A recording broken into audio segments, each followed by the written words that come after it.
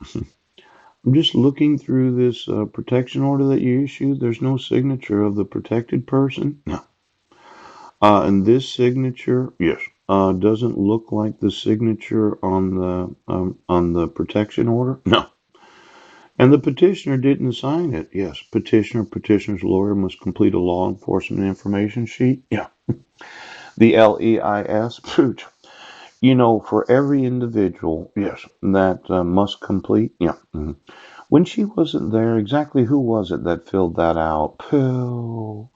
And for every forgery of Heidi Lee Budner, yes, on every court document, ooch, who was it that filled out the law enforcement information sheet? Mm-hmm. See, without the acknowledgement of receipt of a copy of this order, yes, it does not make it available to law enforcement to fill this out. No, it's either the petitioner or the petitioner's lawyer. That must complete the law enforcement information sheet. Yes. And for every sheriff that's getting upset at me right now, why don't you get me the direct deposits into your individual account? Yes. And every gift card that you receive to be able to be bribed. Ouch!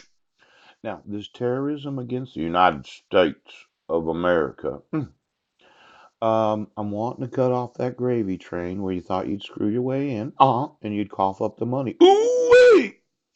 Now, it is obvious that there is a condition of the issuance of protection orders, yes, that would have required the petitioner to complete a law enforcement information sheet, yes.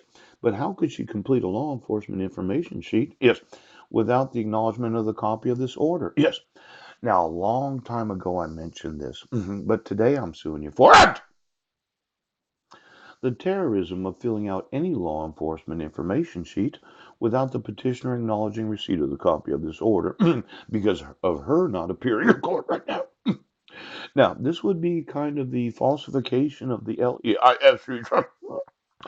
Could you get me all of those of every protection order and the actual signatures of every petitioner or their lawyer?